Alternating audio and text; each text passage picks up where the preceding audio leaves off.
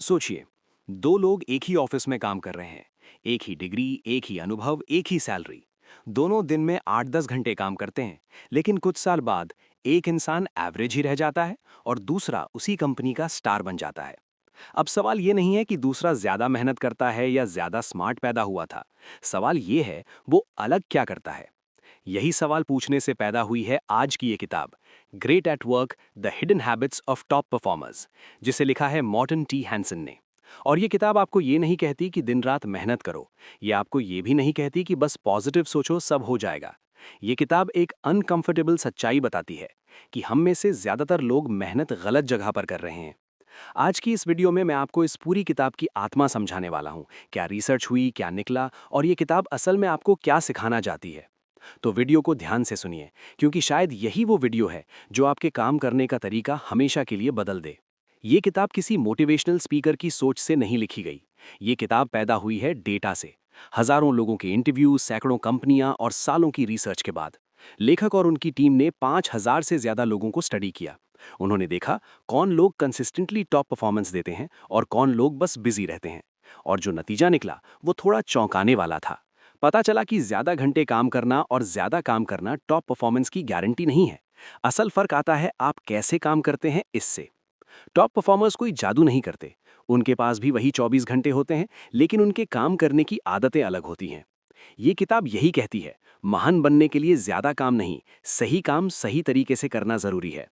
हमारी दुनिया में एक बहुत खतरनाक मिथ है जो बचपन से हमारे दिमाग में बैठा दिया गया है। जो सबसे ज्यादा मेहनत करता है वही सबसे आगे जाता है। लेकिन ये किताब कहती है नहीं। कई लोग बहुत मेहनत करते हैं, लेकिन गलत दिशा में। वे हर मीटिंग में होते हैं, हर मेल का तुरंत जवाब देते हैं, हर प्रोजेक्ट में हाथ डालते हैं। बाहर से वे बहुत प्रोडक्टिव दिखते हैं, लेकिन अंदर से उनका काम शैलो होता है। टॉप परफॉर्मर्स इसके उलट करते हैं। वे कम चीजें चुनते हैं, लेकिन उन पर ऑब्सेस करते हैं। ये किताब बार बार ये बात दोहराती है, डू लेस देन ऑब्सेस। मतलब कम काम चुनो, लेकिन जब चुनो तो उसमें पूरी जान डाल दो। अब सोचिए आपके दिन का कितना हिस्सा सच में मीनिंगफुल काम में जाता है। ज्यादातर लोगों का जवाब होगा बहुत कम। बाकी समय जाता है बेकार की मीटिंग्स में, नॉन अर्जेंट मेल्स में और उन कामों में जो दिखते जरूरी हैं लेकिन असल में नहीं है। ये किताब आपको ये सिखाती है कि आप टॉप परफॉर्मर्स पहले ये तय करते हैं सबसे ज्यादा वैल्यू किस काम से आएगी, और फिर वे बाकी सब चीजों को धीरे धीरे काट देते हैं। वे हर मौके पर हाँ नहीं कहते। वे ना कहना सीख लेते हैं, बिना गिल्ट के। क्योंकि वे जानते हैं हर हाँ किसी जरूरी चीज से समय चुरा रही है। एक बहुत बड़ी सीख जो ये किताब देती है वो ये है कि बिजी होना और इफेक्टिव होना दो अलग चीजें हैं। टॉप परफॉर्मर्स बिजी नहीं होते, वे इंटेंशनल होते हैं। वे अपने दिन को रिएक्ट नहीं करते, डिजाइन करते हैं। वे सुबह उठकर ये नहीं पूछते कि आज क्या क्या करना है। वे पूछते हैं आज ऐसा कौन सा एक काम है जो अगर सही हो गया तो दिन सफल हो जाएगा।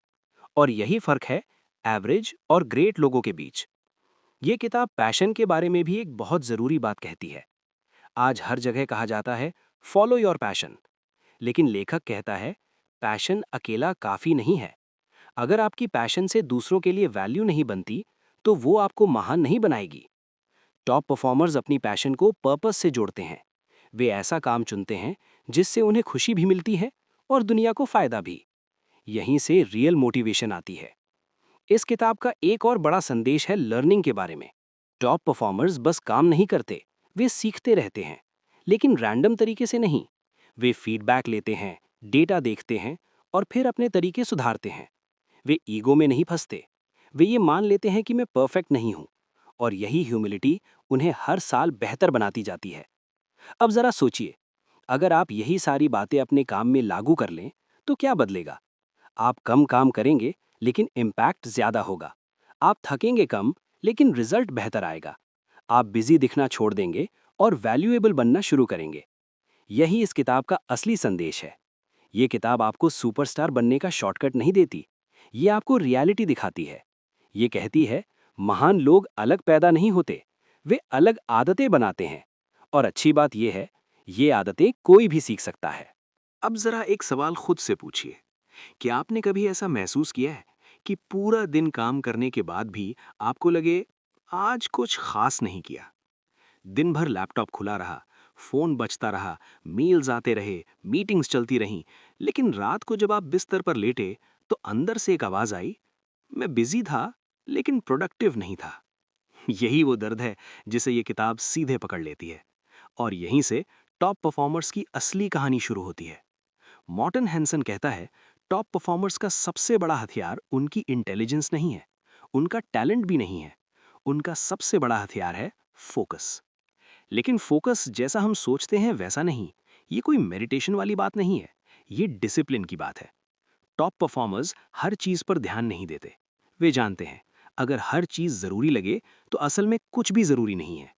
वे अपने दिमाग को कांस्टेंट नॉइज से बचाते हैं। अब सोचिए, हमारा दिमाग दिन भर क्या करता है? एक मेल आया, ध्यान वहां चला गया। फोन पर नोटिफिकेशन आई, ध्यान वहां चला गया। किसी ने कहा जरा 5 मिनट मिलना, ध्यान वहां चला गया। हमारा दिमाग पिंग पोंग की गेंद बन चुका है। लेकिन टॉप परफॉर्मर्स अपने दिमाग को ऐसे इस्तेमाल नहीं करते। वे डिस्ट्रैक्शन को एक्सीडेंट नहीं मानते, वे उसे दुश्मन मानते हैं। ये किताब बताती है कि टॉप परफॉर्मर्स अपने काम के लिए डीप वर्क जोन्स बनाते हैं। ऐसा समय जहां कोई इंटरप्शन नहीं होता, phone silent, notifications of, door बंद। और उस समय में वे सिर्फ एक ही काम करते हैं, पूरी इंटेंसिटी के साथ। वे मल्टीटास्किंग को स्किल नहीं, ट्रैप मानते हैं। क्योंकि मल्टीटास्किंग काम जल्दी खत्म नहीं कराती, काम को शैलो बना देती है। अब यहाँ एक बहुत इंपॉर्टेंट बात आती है। टॉप परफॉर्मर्स हमेशा मोटिवेटेड नहीं होते। हाँ, ये सच है। वे भी थकते हैं, वे भी बोर होते हैं। फर्क बस इतना है, वे मोटिवेशन का इंतजार नहीं करते, वे सिस्टम्स बनाते हैं। वे जानते हैं कि अगर एनर्जी गलत जगह खर्च हो रही है तो परफॉर्मेंस गिर जाएगी। इसलिए वे अपने एनर्जी को मैनेज करते हैं, सिर्फ टाइम को नहीं। ये किताब बार बार ये दिखाती है कि टॉप परफॉर्मर्स हर काम को सेम एफर्ट नहीं देते। वे जानते हैं, कुछ काम 80% रिजल्ट देते हैं और बाकी बस नॉइज होते हैं। इसलिए वे हर काम को अर्जेंट नहीं मानते। वे पूछते हैं, इस काम से असली वैल्यू बनेगी या नहीं? अगर जवाब नहीं है तो वे उसे पोस्टपोन करते हैं, डेलीगेट करते हैं या साफ मना कर देते हैं। यहाँ एक बहुत अनकंफर्टेबल सच्चाई आती है। टॉप परफॉर्मर्स सबको खुश रखने की कोशिश नहीं करते। वे पोलाइट होते हैं, रिस्पेक्टफुल होते हैं, लेकिन फर्म होते हैं। वे जानते हैं, हर बार हाँ कहना खुद के फ्यूचर को ना कहना है। और यही स्किल ज्यादातर लोग सीख ही नहीं पाते। अब बात करते हैं एक और हिडन हैबिट की, लर्निंग लूप। एवरेज लोग एक ही काम को एक ही तरीके से सालों तक करते रहते हैं और फिर कंप्लेन करते हैं, ग्रोथ नहीं है। टॉप परफॉर्मर्स हर काम से सीखते हैं।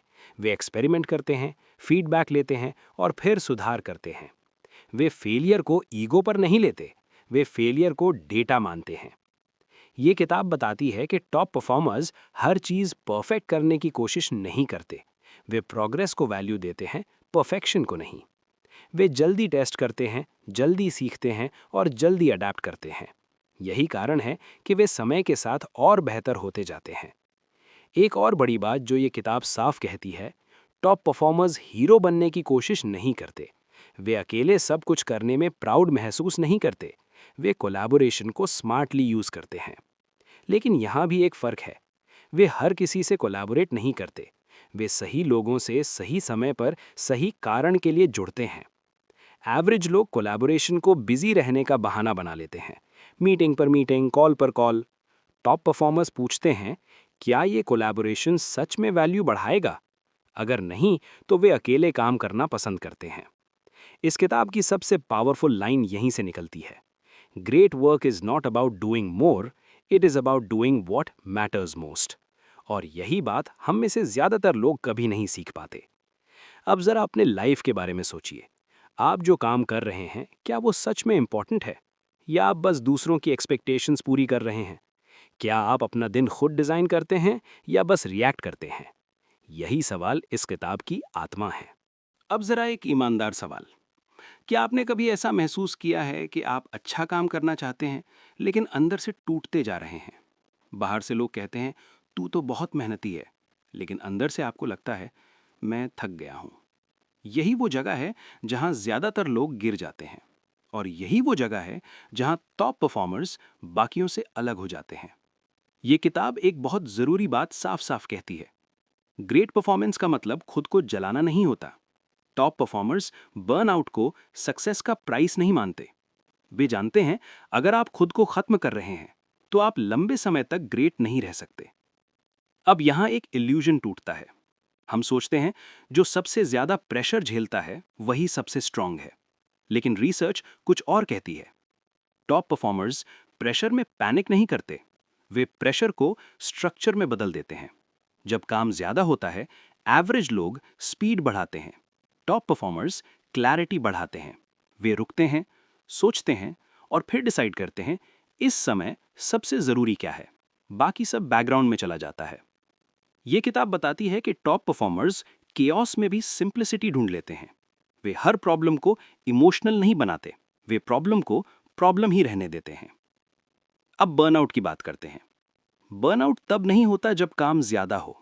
बर्नआउट तब होता है जब काम मीनिंगलेस लगे, जब आपको लगे मैं बहुत कुछ कर रहा हूं लेकिन किसी को फर्क नहीं पड़ रहा। टॉप परफॉर्मर्स इस ट्रैप में नहीं फंसते, क्योंकि वे हमेशा अपना काम इम्पैक्ट से जोड़कर देखते हैं। वे पूछते हैं इससे किसकी लाइफ बेहतर होगी। जब जवाब साफ होता है तो थकान कम लगती है। ये किताब एक बहुत गहरी बात कहती है। Energy comes from meaning, not from rest alone. हाँ, रेस्ट जरूरी है, लेकिन मीनिंग उससे भी ज्यादा जरूरी है। टॉप परफॉर्मर्स खुद को मशीन की तरह ट्रीट नहीं करते। वे जानते हैं उनका दिमाग उनका सबसे बड़ा एसेट है। इसलिए वे ब्रेक लेते हैं, रिफ्लेक्शन करते हैं और खुद से कनेक्ट रहते हैं। अब कंसिस्टेंसी की बात। एक दिन अच्छा काम करना आसान है, एक हफ्ता मुश्किल, एक साल बहुत मुश्किल। Top performers short term hero बनने की कोशिश नहीं करते, वे लॉन्ग टर्म प्लेयर्स होते हैं। वे गोल्स को मैराथन की तरह देखते हैं, स्प्रिंट की तरह नहीं। वे जानते हैं अगर पेस गलत हुआ तो बीच में ही गिर जाओगे। इसलिए वे हर दिन खुद से पूछते हैं क्या मैं ऐसा काम कर रहा हूं जो मैं अगले 5 साल भी कर सकूं। अगर जवाब नहीं है तो वे डायरेक्शन बदलने से नहीं डरते। ये किताब ये भी दिखाती है कि टॉप परफॉर्मर्स ईगो से डिसीजन नहीं लेते। वे टाइटल के पीछे नहीं भागते, वे ग्रोथ के पीछे भागते हैं।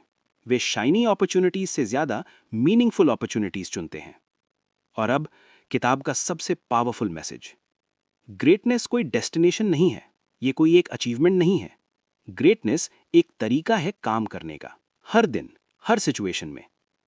अगर आप इस किताब को एक लाइन में समझना चाहें तो वो लाइन ये होगी: top performers don't try to do everything, they try to do the right things the right way again and again. अब जरा अपने लाइफ पर लौटते हैं। आप जो कर रहे हैं, क्या वो आपको स्लोली बेहतर बना रहा है या सिर्फ बिजी रख रहा है?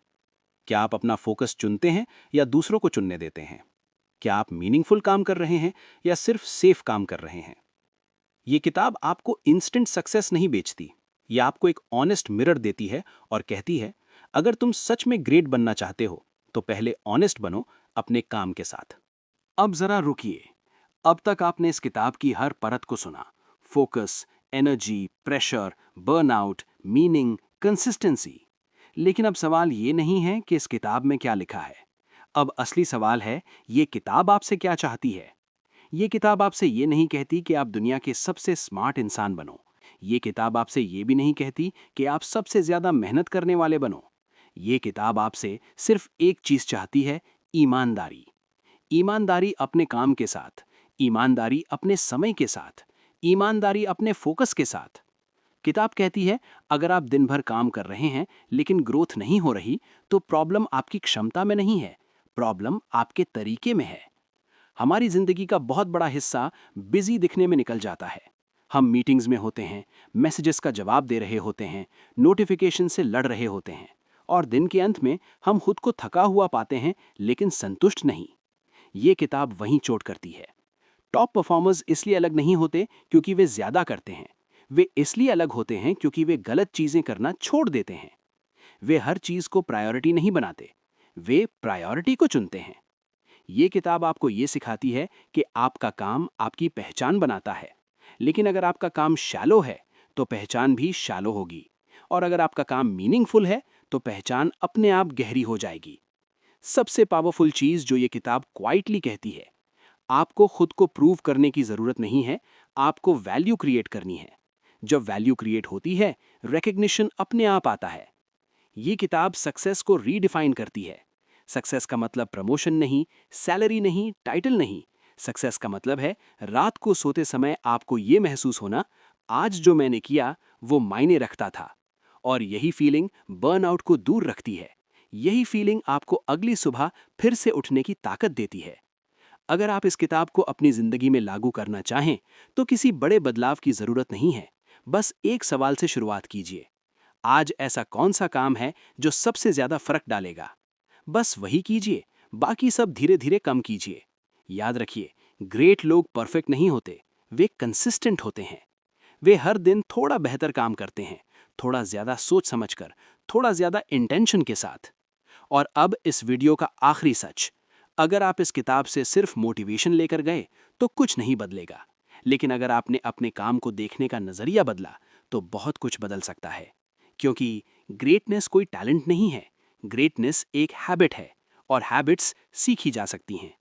अगर आपको ये समरी सिर्फ अच्छी नहीं बल्कि यूजफुल लगी हो तो वीडियो को लाइक कीजिए, चैनल को सब्सक्राइब कीजिए और कमेंट में लिखिए आप अपने काम में सबसे पहले क्या बदलने वाले हैं।